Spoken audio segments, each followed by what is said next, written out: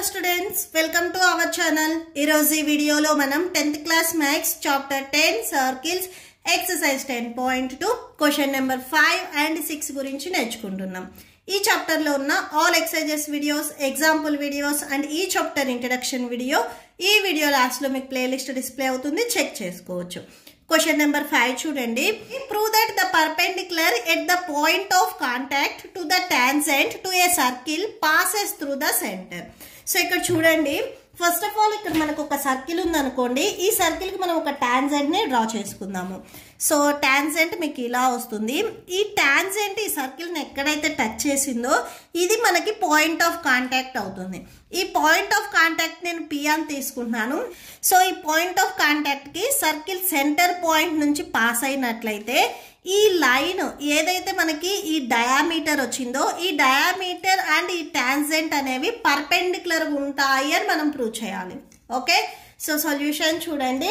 First ఈ tangent కి నేను నేమ్ ఇస్తున్నాను AB అని. సో ఇది A, ఇక్కడ వచ్చేసరికి B. ఇక్కడ మనకి ఏదైతే డయామీటర్ వచ్చిందో ఇక్కడ ఆల్రెడీ P ఉంది కదా, ఈ ఎండ్ పాయింట్ వచ్చేసరికి నేను Q అని తీసుకుంటున్నాను. ఓకే, సో సొల్యూషన్ చూడండి. Let the centre with circle O. Let AB be the tangent. Let AB be the tangent to the circle at P. So ఈ టాంజెంట్ అనేది ఈ సర్కిల్ ని P అనే పాయింట్ దగ్గర ఇంటర్సెక్ట్ చేసింది. And PQ be the diameter. Okay, so we know that theorem 10.1 నుంచి మనం statement రాసుకోవచ్చు. the radius tangents are perpendicular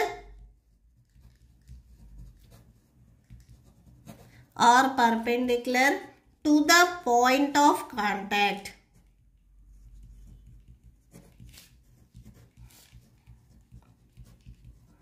To the point of contact. So చూడండి, radius OP perpendicular to AB. ఈ radius and ఈ ఏదైతే tangent ఉందో ఇవి రెండు పర్పెండిక్యులర్ గా ఉంటాయి. ఇది మనము థీరం 10.1 స్టేట్మెంట్ నుంచి రాసాము. నెక్స్ట్ ఇక్కడ మీరు అబ్జర్వ్ చేసినట్లయితే ఈ OP అనేది ఈ టోటల్ డయామీటర్ లో పార్ట్. ఈ OPకి AB అనేది పర్పెండిక్యులర్ ఉన్నట్లయితే ఈ పార్ట్ వచ్చేసరికి టోటల్ QP పార్ట్ కాబట్టి సో ఈ QPకి కూడా AB అనేది పర్పెండిక్యులర్ గా ఉంటుంది. ఇది మనము ప్రీవియస్ ప్రాబ్లం 4th ప్రాబ్లంలో కూడా రాసుకున్నాము. ఓకే, సో OP అనేది PQలో పార్ట్ కాబట్టి సో దీనికి ఇది పర్పెండిక్యులర్ గా ఉంటే టోటల్ పార్ట్ కూడా AB అనేది పర్పెండిక్యులర్ గా ఉంటుంది. So also QP perpendicular to AB. Okay, so perpendicular ఉన్నాయి అంటే ఇక్కడ మనకి యాంగిల్ అనేది 90 degrees ఉంటుంది. ఓకే, సో OPB ఇటు సైడ్ ఉండే యాంగిల్ 90 degrees, మీకు ఇటు సైడ్ కూడా 90 ఉంటుంది. జస్ట్ మనం వన్ యాంగిల్ రాస్తే సరిపోతుంది. యాంగిల్ OPB ఈ యాంగిల్ వచ్చేసరికి మనకి 90 ఉంటుంది. సో రేడియస్ నుంచి రాసుకున్నప్పుడు ఇక్కడ మనకి ఇవి రెండు పర్పెండిక్యులర్ ఉన్నాయి కాబట్టి 90. సో ఇక్కడ OPతో పాటు QP కూడా మనం పర్పెండిక్యులర్ అని చెప్తున్నాం కాబట్టి QPB కూడా మనకి 90 degrees ఉంటుంది. So angle QPB equal to 90 degrees. So ఈ పర్పెండిక్యులర్ లైన్ నుంచి మనం ఈ యాంగిల్ 90 అని రాసాం. ఈ పర్పెండిక్యులర్ నుంచి ఈ యాంగిల్ మనం 90 రాసుకున్నాం. సో ఇక్కడ రాసుకోండి, angle OPB equal to angle QBP equal to 90 degrees. ఈ టూ యాంగిల్స్ అనేవి మనకి 90 degrees ఉంటాయి. మనం ప్రూవ్ చేయాల్సింది కూడా ఇదే. ఏదైతే మనకి సర్కిల్లో సెంటర్ పాయింట్ నుంచి క్రాస్ అయ్యే ఈ లైన్ అండ్ ఈ టాంజెంట్ ఇవి రెండు పర్పెండిక్యులర్ ఉండాలి అని చెప్తున్నారు. సో ఇక్కడ 90 degrees వచ్చింది అంటే ఈ టూ లైన్స్ అనేవి మనకి పర్పెండిక్యులర్ అవుతాయి. సో కన్క్లూడ్ చేసేసుకోండి. therefore perpendicular at the point, మీకు క్వశ్చన్లో ఏదైతే ఇచ్చారో సో అది రాసేసుకోండి డైరెక్ట్గా. At the point of contact to the tangent of circle passes through the center.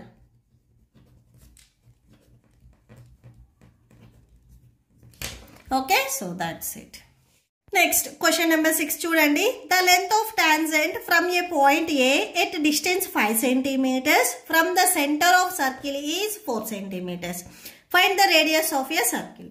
So ఇక్కడ చూడండి, ఫస్ట్ సర్కిల్ సెంటర్ పాయింట్ నుంచి ఏ అనే పాయింట్ వరకు డిస్టెన్స్ అనేది ఇక్కడ మనకి 5 సెంటీమీటర్స్ అని చెప్తున్నారు.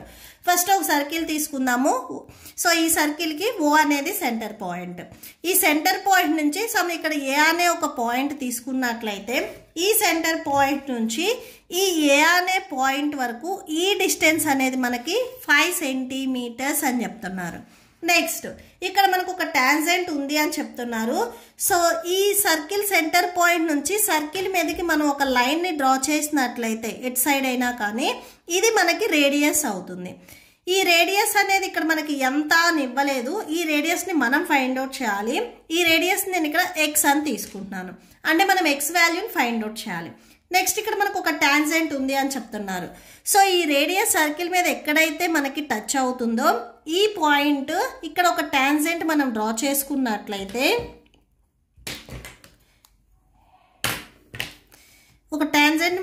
చేసుకున్నట్లయితే ఇక్కడ ఈ రేడియస్ అండ్ ఈ టాంజెంట్స్ ఎక్కడైతే మీట్ అయ్యాయో అంటే పాయింట్ ఆఫ్ కాంటాక్ట్ వచ్చేసరికి నేను బి అని తీసుకుంటున్నాను. ఇప్పుడు ఈ టాంజెంట్ లెంత్ వచ్చేసరికి మనకి 4 సెంటీమీటర్స్ అని చెప్తున్నారు. మనం రేడియస్ని ఫైండ్ అవుట్ చేయాలి. రేడియస్ ఇక్కడ ఎక్స్ తీసుకున్నాం కాబట్టి ఎక్స్ వాల్యూని మనం ఫైండ్ అవుట్ చేయాలి. ఓకే, సో సొల్యూషన్ చూడండి.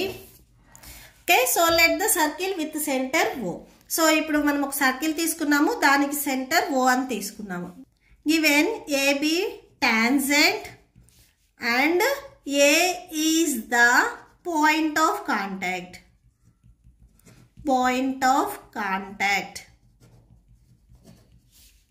ఓకే, సో నెక్స్ట్ ఏబి ఇక్కడ మనకి టాంజెంట్ లెంత్ వచ్చేసరికి 4 సెంటీమీటర్స్ అని చెప్తున్నారు. ఇక్కడ మన నెక్స్ట్ వచ్చేసరికి OA. So circle centre point నుంచి ఏ అనే పాయింట్ వరకు మనం డ్రా చేసిన లైన్ వచ్చేసరికి 5 సెంటీమీటర్స్ అని చెప్తున్నారు. ఓకే, నెక్స్ట్ చూడండి ఓబి. ఓబి వచ్చేసరికి మనకి రేడియస్ అవుతుంది. ఈ రేడియస్ నేను ఎక్స్ అని తీసుకున్నాను. That is OB equal to x centimetres. మనం ఎక్స్ వాల్యూని ఫైండ్ అవుట్ చేయాలి. We know that. So theorem 10.1 నుంచి రాసుకుంటున్నాము. We know that radius and tangents వచ్చేసరికి మనకి పర్పెండిక్యులర్ ఉంటాయని ఆల్రెడీ థీరం 10.1 నుంచి మనకు తెలుసు. సో ఇక్కడ రేడియస్ వచ్చేసరికి ఓబి, పర్పెండిక్యులర్ టు టాంజెంట్ వచ్చేసరికి ఏబి ఆర్ బిఏ ఏదైనా రాసుకోవచ్చు, perpendicular to AB.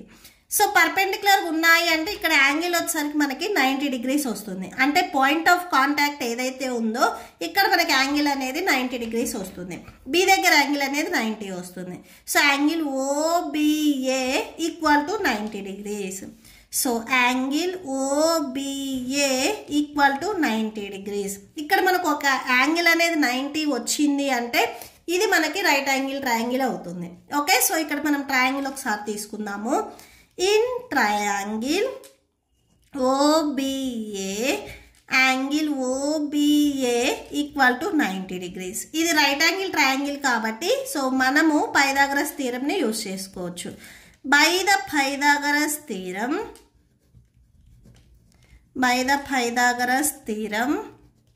So Pythagoras theorem ఏంటంటే ఏదైతే మనకి హైపోటెన్యూస్ ఉందో దాన్ని స్క్వేర్ చేసి రిమైనింగ్ 2 సైడ్స్ని కూడా స్క్వేర్ చేసి సమ్ చేసిన ఆన్సర్కి ఈక్వల్ అవుతుంది. ఇక్కడ మనకి ఏది హైపోటెన్యూస్ అంటే ఈ 90 డిగ్రీస్కి ఆపోజిట్లో ఉండే సైడ్ ఎప్పుడు మనకి హైపోటెన్యూస్ అవుతుంది. ఓఏ అనేది మనకి హైపోటెన్యూస్ అవుతుంది. So OA square equal to remaining 2 sides OB square plus AB square. OB square plus AB square.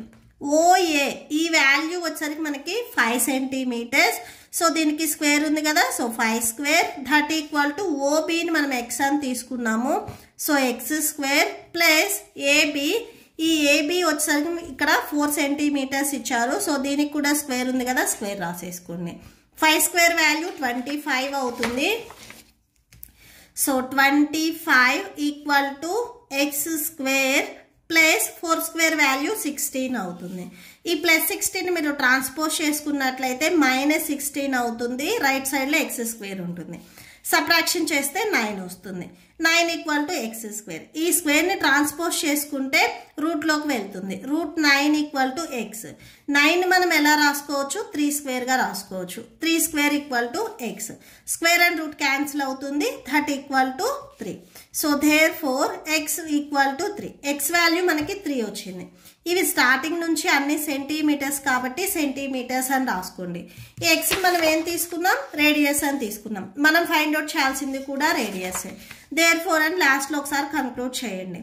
There four radius of the circle x equal to 3 centimetres. Okay, so that's it. మీకు ఈ video నచ్చితే please like చేయండి, మీ ఫ్రెండ్స్కి share చేయండి and మన ఛానల్ని subscribe చేసుకోండి. ఇప్పుడు మీకు ఈ వీడియో లాస్ట్లో ఈ chapter playlist and next questions videos display అవుతే చెక్ చేసుకోవచ్చు. Thank you and thanks for watching.